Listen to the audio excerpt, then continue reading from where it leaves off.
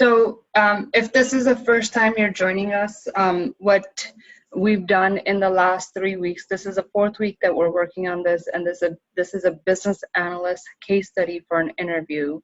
Arvinder here with us had recommended that we try to do this for our training sessions.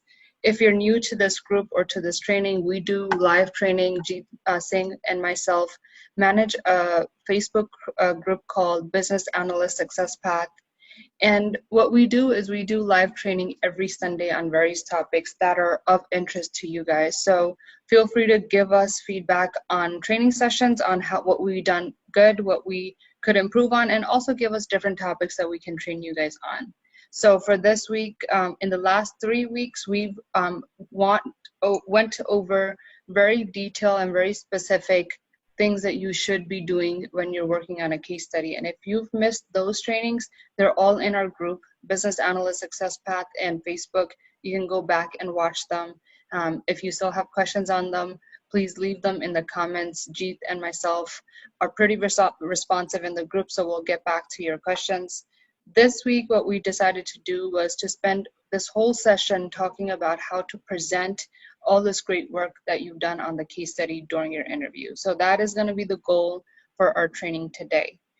Before we get started, do you guys have any questions on this topic? Okay. And again, while we're going through this, we always say this is really not for us. We spend this time and energy to make this helpful for you guys. So if you have any questions, please stop us while we're presenting, because that's the best time to talk about things if they're not clear. Got it? So with that, let's get started. So the organization that we were working on is a nonprofit organization. I put these slides together to give you guys a framework. Again, we'll post the slides in the group as well, along with this training session, so you guys have a framework when you're working on this. You can download the slides and kind of use them as a template. And again, every organization, every company, every industry does things a little differently. When Jeet and I sat down and started to work on this, our goal was to give you a great framework to follow along with. Not necessarily that you should follow everything to the T as we've done it, but it gives you a great framework to follow. And again, the case study may request different types of documentation. So follow the structure of your case study and use this from a framework standpoint and as a template standpoint on how you should prepare for these things. So today we're not going to focus on how we got to the documents or the how we got to the requirements and things like that. For that, go back and watch the previous training. Today is just presentation on how to best prepare yourself to show up for that interview. Okay. So with that, let's kind of recap why companies are doing case study interviews, right? So it's to ensure that you guys have a good understanding of business analyst role. It's for you guys to have like that analytical mindset and to ask the right questions during the interview. Analytical mindset who can dive deep into the business needs. This is all about solving a business need, right? Not the technical solution, not on how a company can get to where they need to be to solve that problem, but how are you going to solve that business need for the stakeholders that you're working for you to have the ability to document the business needs and be comfortable with asking why. A lot of new business analysts that go into the industry, they work with stakeholders, and they just jot down everything that the business partners or business stakeholders are saying. But a good part of your role as a business analyst is to stop and ask, why are you wanting to do it this way, right? Because our business partners typically, most of the time, they don't know why they're doing certain things. They've just been trained maybe from when they started their career many years ago to do things a certain way. So it becomes really crucial when we, the business analysts, are enhancing or evaluating things to buy a new system, for us to stop and ask, why are we doing it this way? Because maybe they're doing redundant processes, maybe it doesn't make sense. So make sure even when you're presenting your case study that you talk about that, making sure you are validating the business need. So again, these are the goals. I went a little deep on the why because it's a personal pet peeve of mine, but these are really the goals of people having case studies for interviews, because they're trying to make sure that you understand what the role of a business analyst is. And what it's not is, it's not there to trick you. It's not to make your life miserable. It's not to see if you can get to the right or wrong answer, right? Most likely it's not about the outcome that you come up with or what you're presenting at the case study. They just want to make sure that you have the logical flow and you have the analytical mindset to solve a problem. Not that particular problem, but just a problem. Does that make sense, you guys? Yep. Okay, awesome. So when I was working on this, and I'm a procrastinator, I don't do, I do things at the last minute. So when I was thinking about, kind of wrapping this up for you guys last night, it's like I need to give them a quote, right? So this is mine from yours truly, Sarabjit, right? The goal of a case study interview, you're not trying to get to the right answer. You're trying to showcase your approach to meeting business needs. And I quote, meeting business needs, again, because lots of times we try to jump to solutions. And I know that in many countries, our BA roles and systems analysts, which are a little bit technical, are kind of getting merged together. So in that scenario, you may need to give a technical outline, but theoretically, originally the business analyst role is not that of providing a technical solution. It's you identifying a business need appropriately so that it can be met by our technical developers and our technical leads, our technical architects, and things as such. So if you're presenting a case study, make sure you focus on the business needs and meeting those business needs for your stakeholders. Got it? So in general, before showing up for the interview, make sure that you prepare a PowerPoint presentation, something like what you're looking at right now, that you save your documents on a flash drive to take with you. You plan on bringing your laptop, right, just in case. Lots of companies have security requirements, so they may not allow you to plug in a flash drive to present a PowerPoint like this, right? Also, email your documents to yourself or to your interviewer.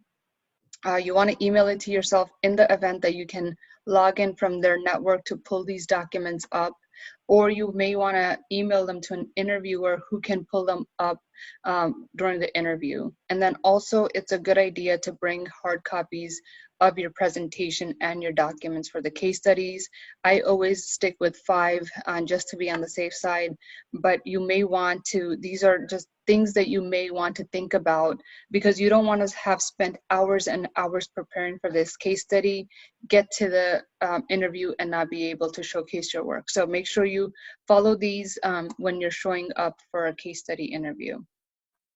So again, just in general, how to show up to the interview, you got to dress to impress, right?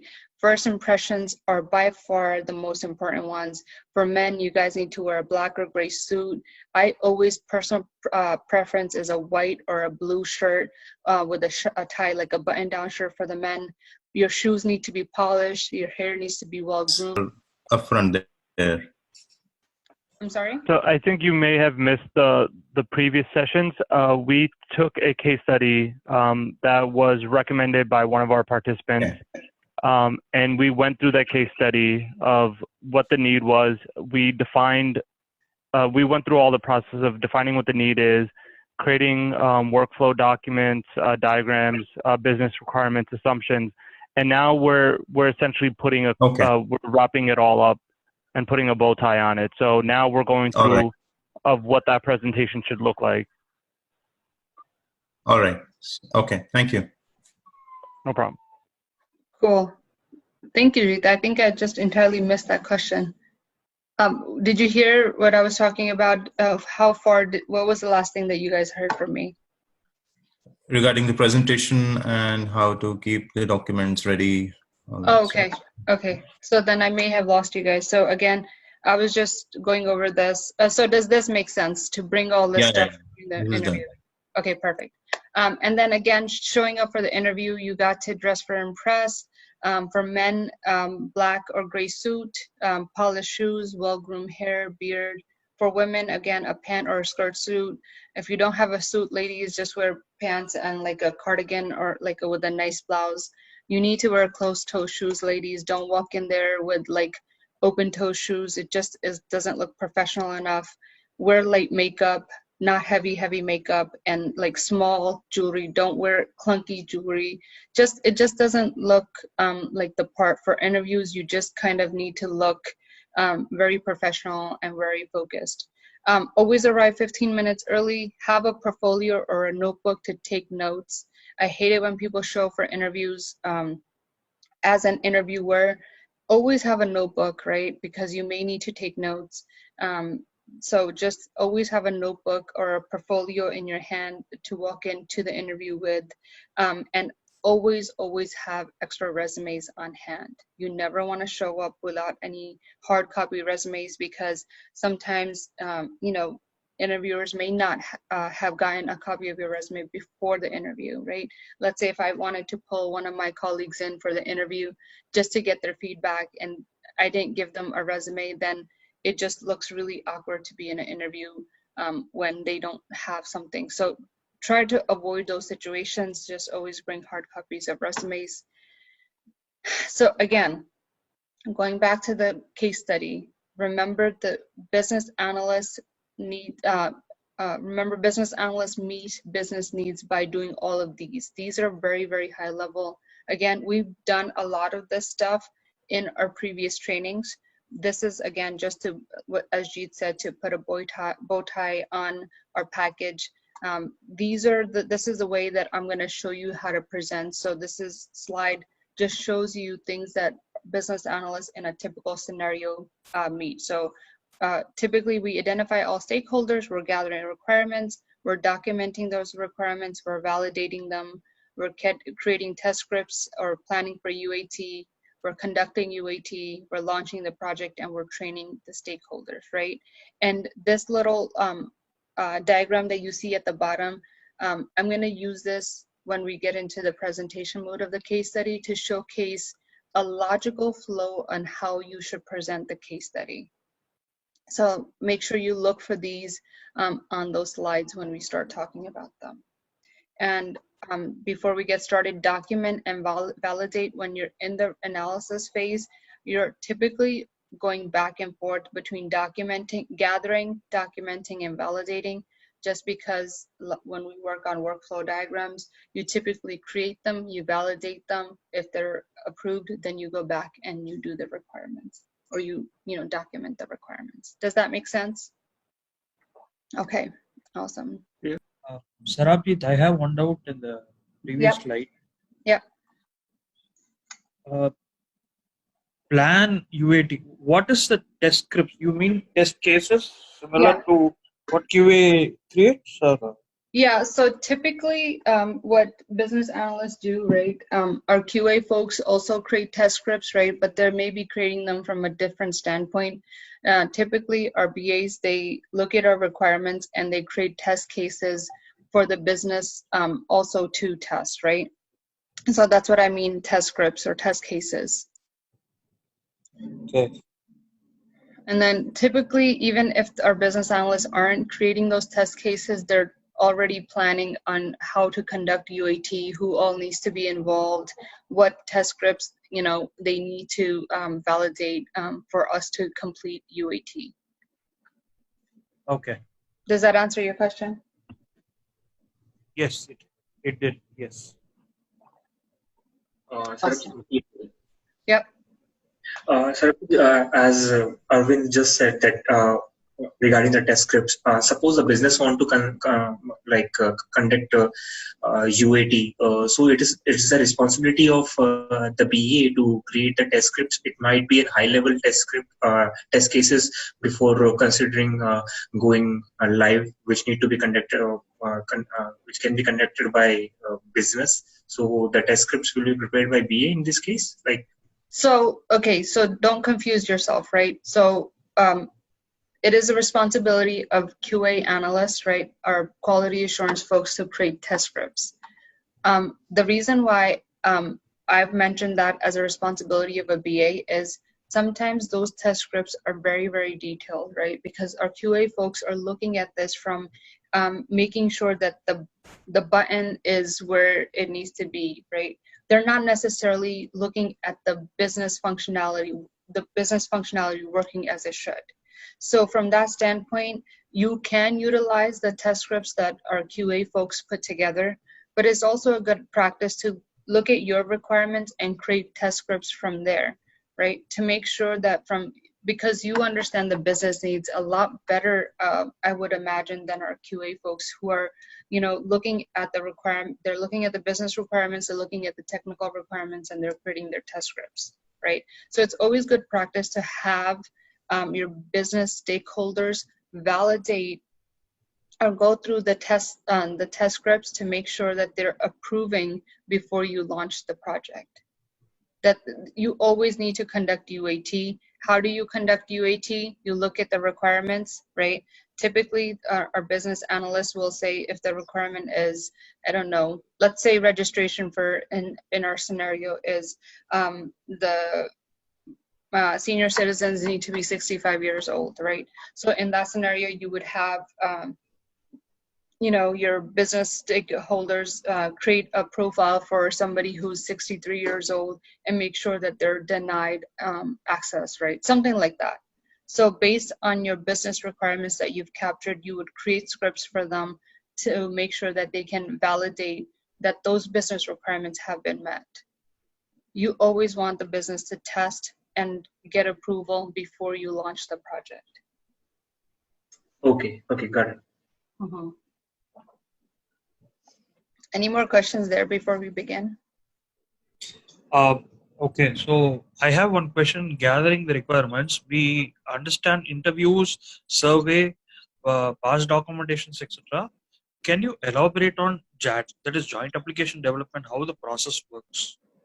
Sure. So joint application is typically when you don't, when timelines are typically tight, you typically want to have, so the goal is to bring everybody that's a decision maker in a room, right? So you may have people from marketing, you may have people from product lines, you may have people from accounting, you may have people from various departments that are impacted by the project. So you bring in business representation who are decision makers, not middle management level. You typically want to have decision makers in the room, and you also have developers in that room. So the goal is for joint application development is to have a facilitator in the room, go through the requirements, get validation, and sign off on the direction of the requirements that we're meeting, have developers in the room to validate if that's feasible or not. So the goal is to cut down timelines, to make decisions, and to have a facilitator who can lead those requirements gathering sessions, right? So typically as a business analyst, we work with each individual area, we gather the requirements, we validate. If there's contention, we follow up with those business teams. That all takes time, right? Meeting with each business user and validating those requirements. The goal with joint application development jazz sessions is to have everybody in a room, right? Maybe a 1-day session, maybe a 3-day session, maybe a 5-day session. But after those sessions, your requirements are solid and you're moving on to the build phase. So that's the difference. All right. Okay. So, and sorry to add one more question. How is it different from the workshops that is being conducted? So can I have a difference between the JAD and the requirement workshops which is being conducted, or is the JAD is a requirement workshop? So that is a requirements workshop. What I'm saying is typically when we're having interview sessions with different stakeholders, right? That process is, you as a business analyst may be meeting with the marketing teams first, right?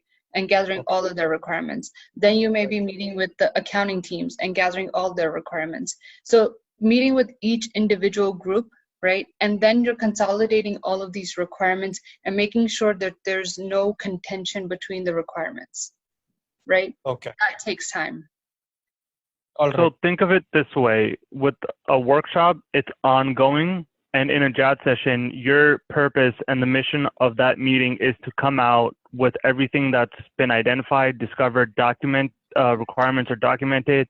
A high-level design is also been documented. So when these JAT session happens, it's an all-day event where all the key players, as Sarabjit mentioned, come into a meeting.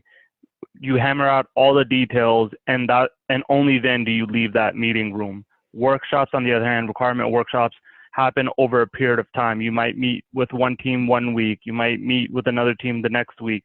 So it's an ongoing process, as where a JAT session is all the key decision makers, the developers, marketing team, legal team, policy team, depending on what organization you are, what tool or project you're working on, you don't leave that meeting until everything has been identified. And sometimes these JAT sessions run all day long. And you're in that room, you're not leaving that room until you have everything that you need to develop the function or tool you're developing. Got the difference. Thank you. Yeah. And then when Jeet says ongoing, that means that if our analysis phase is like, let's say 3 months, right? It's ongoing within that 3 months. And as Jeet said, maybe you're meeting with the marketing team week 1, accounting team week 2, and then you need to compile all those requirements and make sure that they're not conflicts between the requirements.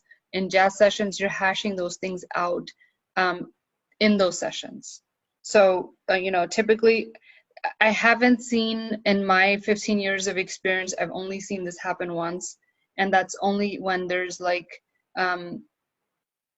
senior leadership approval to do this, because typically decision makers for all these departments don't have the time to sit in a room together, right, for that long. They're not allowed to be on their phone. They're not allowed to leave the meeting, as Jeet said, because we want to make sure that we capture everything that's needed, and everybody walks away with the understanding that everything that's been documented are the approved requirements for us to move forward for development.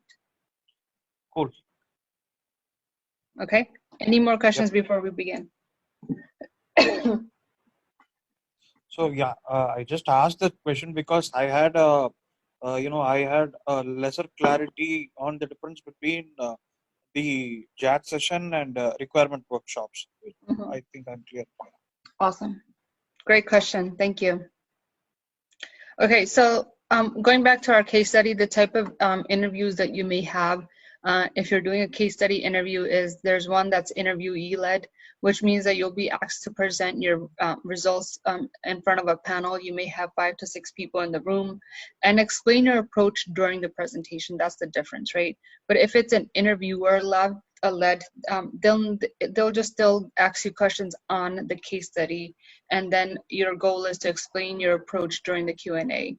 So in here, where it's interviewee-led, which means that you're going up in front of the room, as you're presenting your documentation, your goal is to talk about how you got from A to Z. In interviewer-led, again, they'll just ask you questions on, hey, how did you come up with the requirements, and how did you do this, and how did you do that? So again, make sure you understand the approach before you go in for your interview. So with that, let's go into the presentation to the panel, right? Like I said, when we first started, you should always prepare an agenda, like a PowerPoint slide if you're presenting to a panel, right? You should always have an agenda. So these are the things that we worked on during this case study. We talked about assumptions, we documented workflows, we talked about overall requirements for the project, and then we did a deep dive on the registration. We did future state function workflows. We documented those requirements. We did user stories, and we did prototypes. So anything that you're going to talk about, or anything that is an output that they've requested documentation on for the case study, I would put them on as on the agenda slide, just to give everybody a framework of everything that you're going to be talking about during the presentation. Okay. And then this is about the XYZ organization. It's always a good idea to give everybody a good intro of the case study that you'll be working on, because again, there may be people in the panel that are not aware of what case study you're working on. So it's always a good idea to talk about the organization and the case study that you're working on.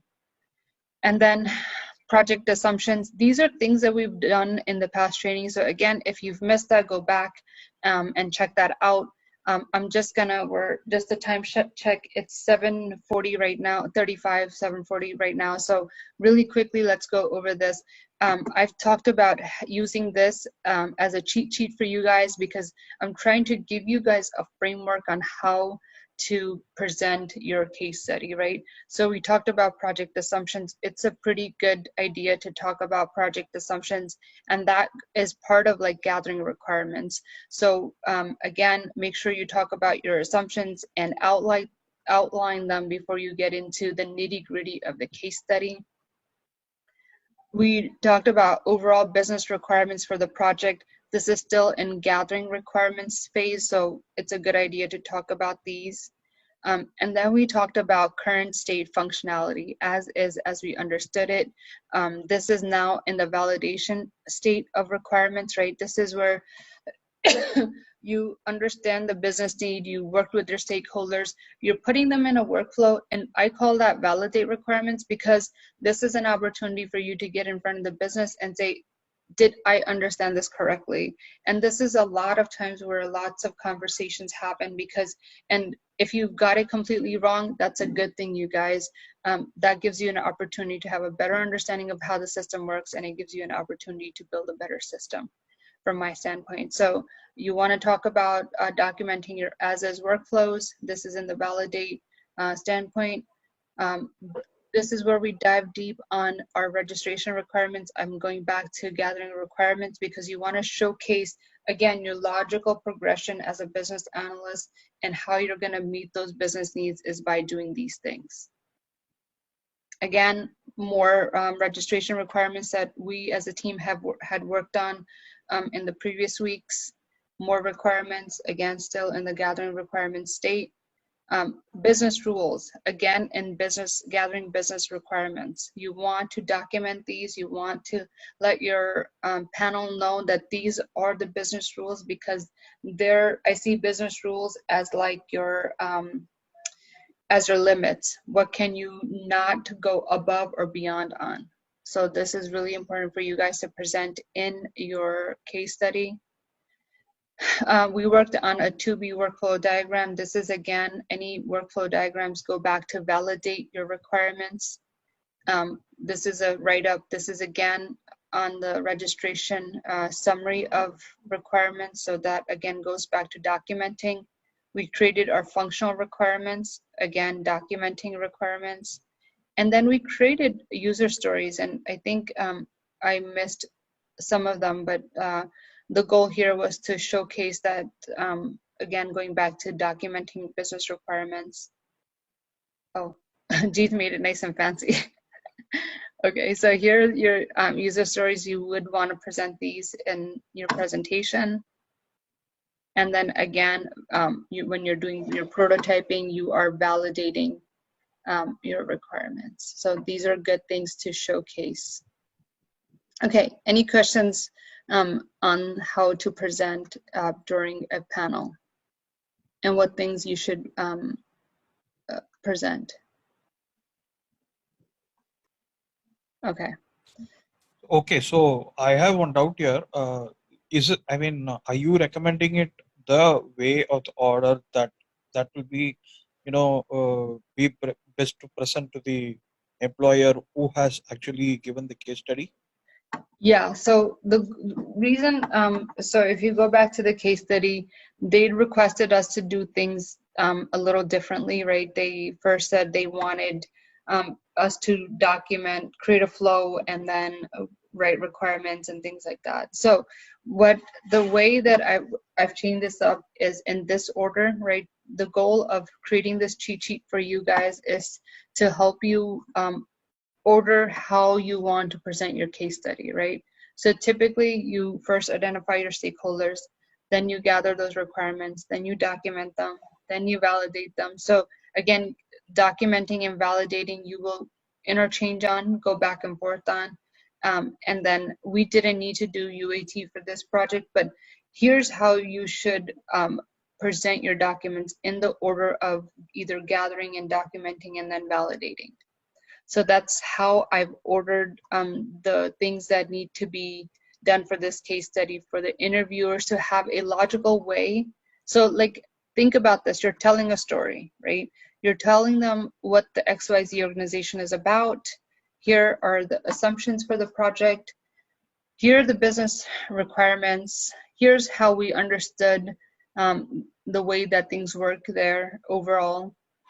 And then we decided to dive deep into the registration requirements. Here are the requirements for registration. Here's our future state functionality. Here's the write-up on that future state functionality. Here's more write-up on future state functionality. This is our user story format of how our future state functionality should work. Okay. And here's what our future state functionality may look like. So what you're doing is you're telling a story from start to finish where they can follow what you're doing. All right. And you also, this will give you an opportunity to showcase that you know the right order to do things. You don't want to start creating wireframes or start presenting wireframes before you've shown them that you've documented requirements, because it doesn't work like that. In the real world, you need requirements. You need to understand the as is before you can determine the to be. So that also will show your the panel that you understand what the logical flow of these steps are. You need to do A before you can do B, before you can do C. So that will also show them that you have a good grasp on the SDLC and understand what steps need to be done before you can start the next phase of the project. All right. Yeah, it's very important to tell a story and to make sure that you don't lose your audience. And I guess this thing that I created, this icon, it's hard to see, and this thing right here is to show you guys typically how things flow in the BA world. So when you're trying to put together a presentation for your case study, make sure you follow this approach. So that way you're telling a story. Makes sense, Sarabjit. Yeah. Okay. Any more questions? Okay. So if you go into an interview and it's a interviewer led, which means it's question and answer mode, all I would say is be confident in your answers. Don't get too nervous, right? I don't know if I ever told you guys this story. Many years ago in one of my leadership training classes, this lady showed up and she was our trainer on leadership, right? So she says to us that every year her and her sister and her mom go on a hike. And every year, her sister says, I've got a great plan. She's confident as hell. And, she knows the trial and she's got a plan and she's got lunch planned out and everything. So she's so confident that her mom and her always listen, even knowing that every year she gets them lost for hours on the trail, right? So it's all about confidence. If you're confident about stuff, people will most generally, think that your way, or in their scenario, even knowing that her sister got her lost every year during that hiking trip, they always followed her because she was so confident about, knowing the trail, having lunch plan, and having plans to do after that hike. So again, be confident in your answers. They're just trying to understand your thought process. They're not there to ridicule you at all. Always have hard copy documents available for reference. Use this checklist approach right here in structuring your responses, and then just good luck in presenting your case study that you worked so hard on. Okay. How to send documents via email if you're working on a case study. Most of the time they will want to see your documentation, right? So this is how you would send them via email. You're gonna structure your email to Mr. or Mrs. whoever, as requested for business analyst interview scheduled for April 13th. I've prepared case study documents for the XYZ organization. Attached, you will find the following: You will find the PowerPoint slides as we talked about. You should always prepare. You will find the as-is workflow diagrams. You will find the to-be workflow diagrams. You'll find the prototype of registration screens, and then looking forward to meeting you in person for my interview. Sincerely, your name. And then the way that you want to name your attachments, always put your last name, always put your name on the name of the file, just because if they're doing interviews and case studies, they're probably getting lots and lots of documentation. So here's how I would name them.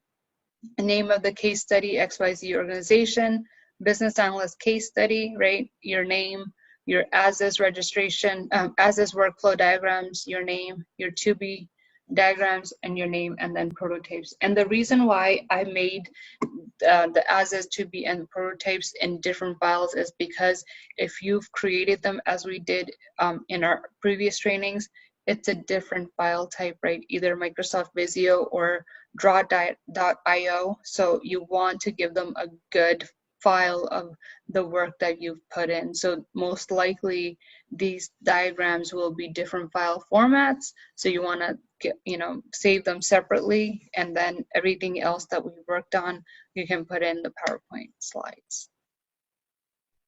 Any questions? No, sir. You're good. Okay, so who here has done a case study for an interview? Me, Sarabjit. Okay, so how was this compared to what you've done? This is actually like, yeah. So let me actually, consolidate my learnings over this case study.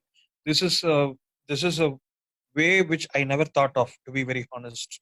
Mm-hmm. This is a way which I never thought of, because I was not, whenever I got this case study, I was not aware of what I should do. That is the first step, that is the roadblock, number one.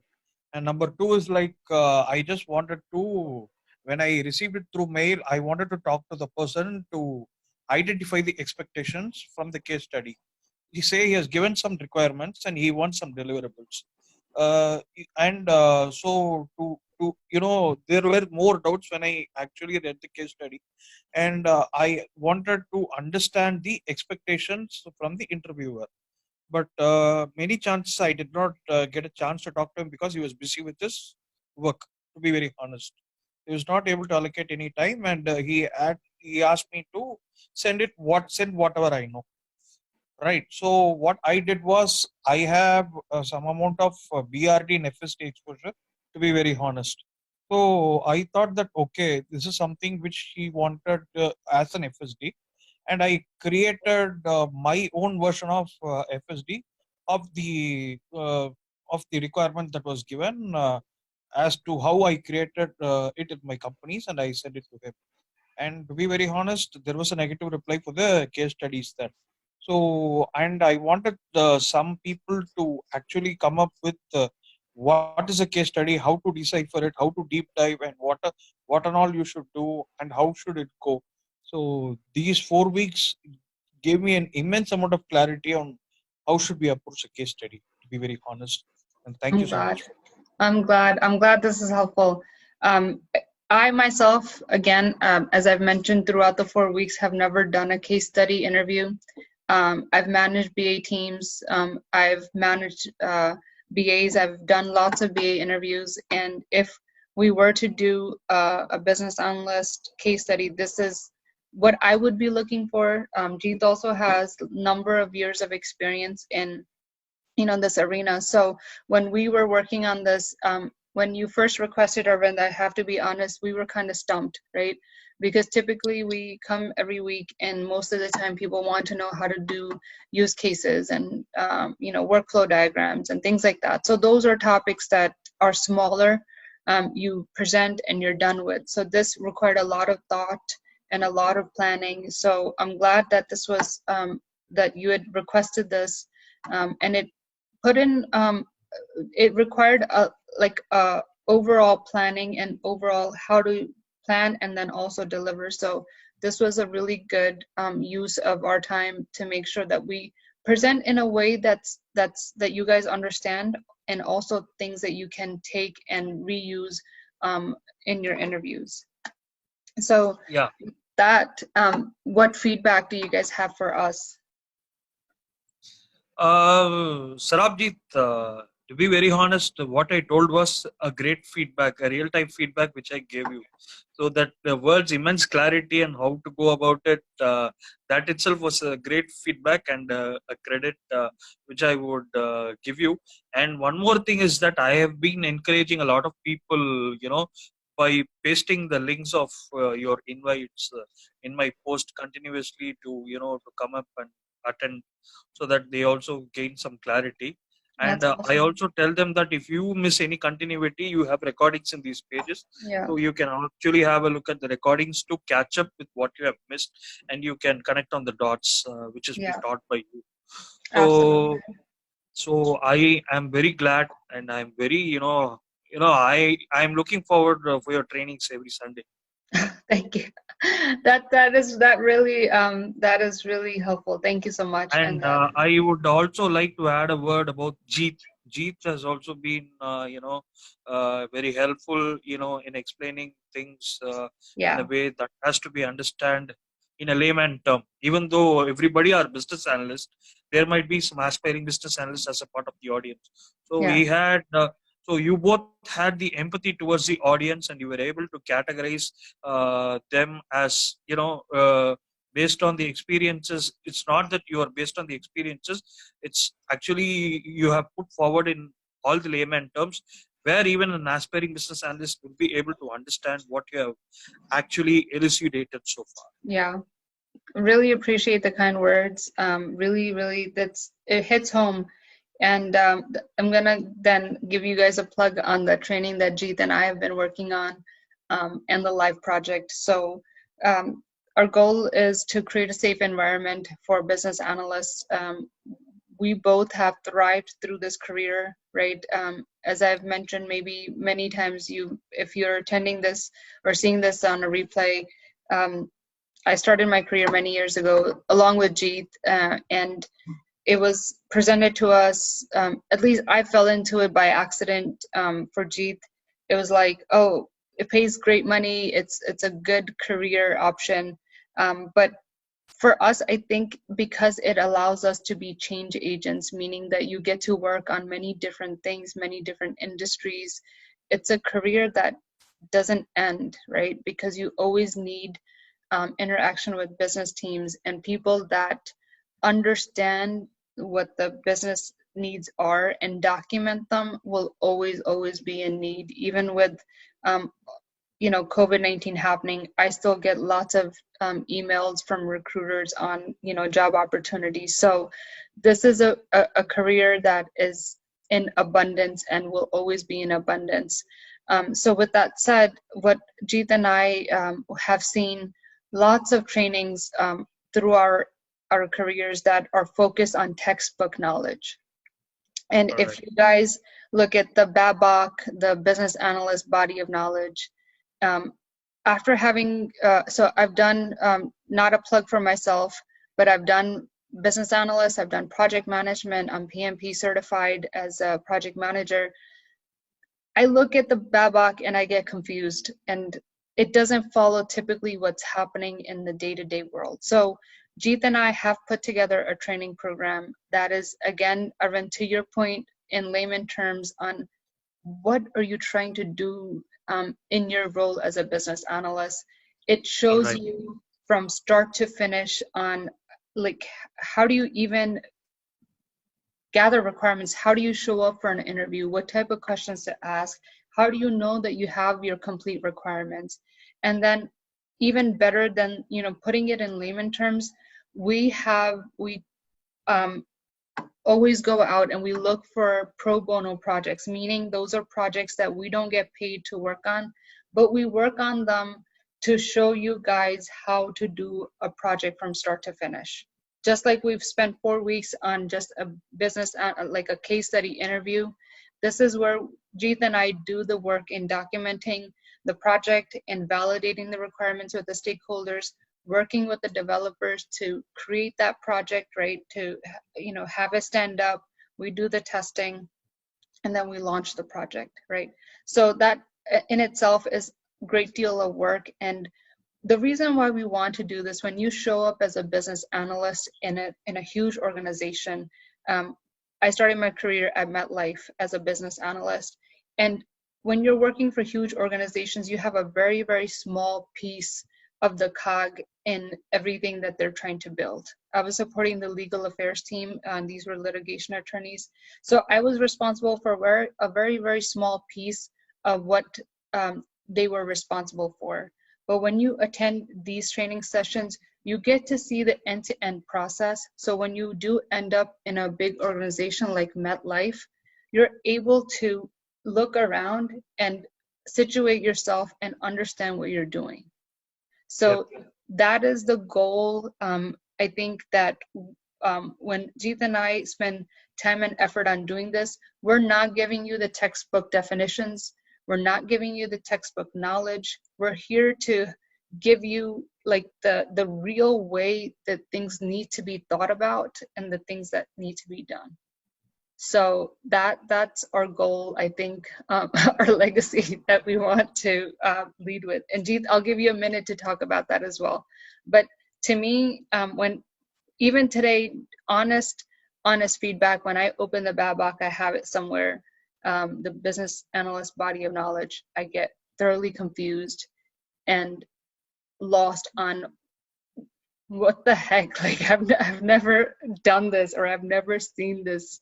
So it's beyond me on why. I guess from their standpoint, they have to document everything that things are done, and it's a good body of reference, but definitely not used. Not everything in there is used on projects day to day.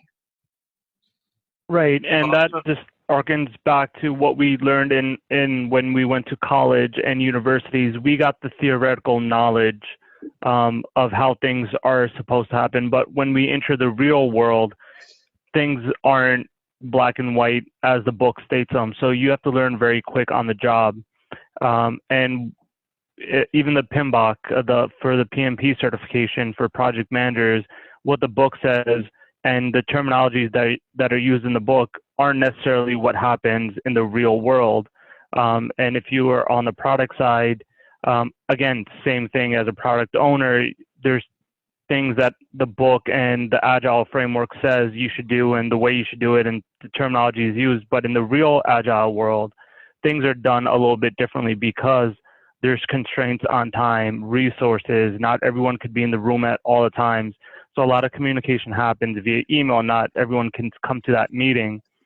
So as Sarbjeet is explaining, our mission here is not to have you guys become certified. We'll give you a good understanding of how to become certified, how to advance in this career, in a career where there is no ceiling. You can start as a BA, become a senior BA, and then you can go to a systems analyst and program manager, and you can keep growing as your knowledge increases and your understanding increases of the business world. There is no ceiling. I've worked with senior program managers who started out their career as business analysts. So there's potential for growth. I fell into this, as Sarbjeet mentioned, by mistake. I did not go to school to become an analyst or a programmer. I went to a design school.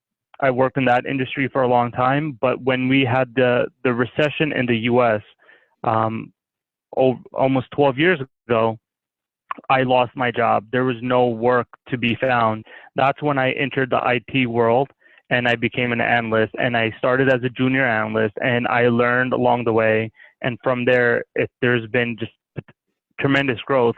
Now look around, the people that are employed are people in the IT space because we have the ability, we have the tools to work remotely, we can work anywhere, and we have an opportunity to really change thinking of the people that work with us. We make informed decisions for people around us. You will become the most influential person within your group because you are the body of knowledge for that tool that you're developing. Because an analyst, as a business analyst, you understand what the as is, you understand what the to be is or is going to be, and you become that crucial person to a project. So there's job security as well. as well as job growth. Okay. Yeah, Jeet. I would also, being a business analyst, I would actually promote you guys as empowering agents or empowering analysts. I like that. I like it. I really like that. I like that title. Awesome. Sounds good. Thank you so much, everyone. I'll post this in the group shortly. I still do need time to download and upload. So in a couple of hours, you'll find this online. If you have any more questions, feel free to post them in our group. And then we'll be giving you guys more information on this training that we're working on. We're trying to finalize timelines and the project start date and things like that. Really, really excited about the new project that we have this time. I think the last time we had a project and we learned so much on how to structure this project with a group like this. So it was a great learning experience. We have a new one that we are kind of finalizing things on, and we're excited to get that going. So with that, have a great rest of your weekend, whatever that may be, couple of hours or whatever. Be safe, everyone. We're going to get through this COVID-19 together, but the more safe that you are with your families at home, the easier it becomes. So please stay safe and stay home. And with that, have a great rest of the weekend. Bye, everyone. Thank too. you. Bye-bye. Bye. Bye. Thank you.